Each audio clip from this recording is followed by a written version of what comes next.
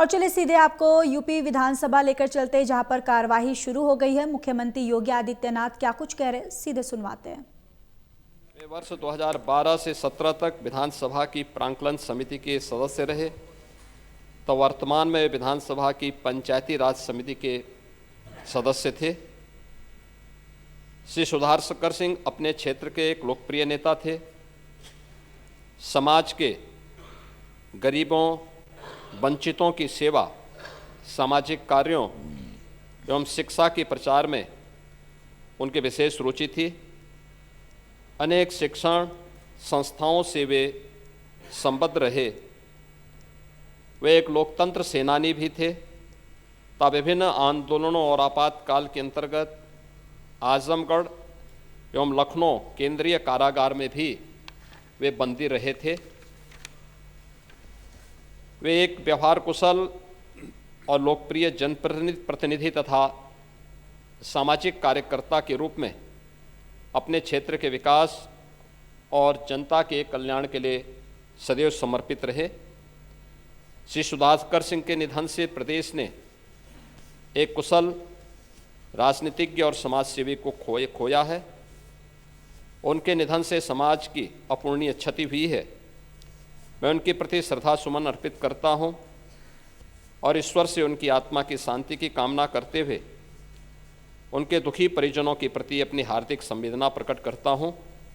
अध्यक्ष जी, मैं आपसे अनुरोध करता हूं कि माननीय सदन की ओर से, हमारी पार्टी की ओर से इस शोक संवेदना को दुखी परिजनों तक पहुंचाने की कृपा करें।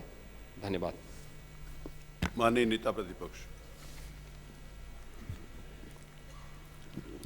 माननीय अध्यक्ष जी, जैसा कि माननीय मुख्यमंत्री जी ने कहा, उससे अपने को संबद्ध करते हुए इस वेदना की घड़ी में मैं इतना कहना चाहता हूं कि सुधाकर सिंह जी अपने जीवन के प्रारंभिक वर्षों से ही सामाजिक कार्यों में व अन्याय के खिलाफ संघर्ष करने में सदैव लगे रहते थे। उनके यहाँ मैंने बहुत बार देखा है। उनके कार्यालय से कभी मैं 12 बजे बनारस से लौटते हुए आया तो देखा सैकड़ों लोगों की भीड़ लगी रहती थी। मैं वहाँ पहुँच गया।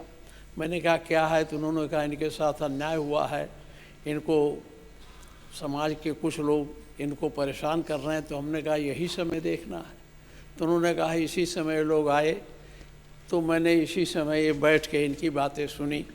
तो इसका अर्थ यह है, मैं ये कहना चाहता हूँ कि वो सदैव सतत संघर्षशील रहे और अन्याय के खिलाफ संघर्ष करते रहे। उन्होंने पोस्ट ग्रेजुएट और LLB शिक्षा पाई थी। वो 13वीं विधानसभा के मेधावित निर्वाचन में सदस्य प्रथम बार निर्वाचित हुए थे। 16वीं विधानसभा के सदस्य दूसरी बार निर्वाचित हुए। वो प्राक्कलन समिति के सदस्य थे। 18वीं विधानसभा के उपचुनाव में सदस्य तीसरी बार निर्वाचित हुए हैं।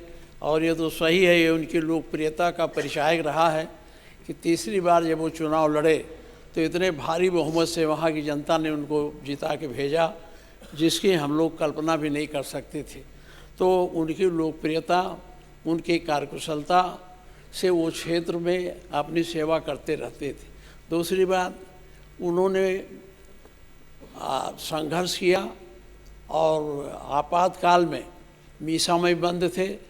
वो लोकतंत्र सेनानी के रूप में, मीसा में बंद होने के नाते लोकतंत्र सेनानी के रूप में एक रूप उनका बना। और इसके साथ ही साथ वो हमारे पार्टी के वरिष्ठ कार्यकर्ता थे।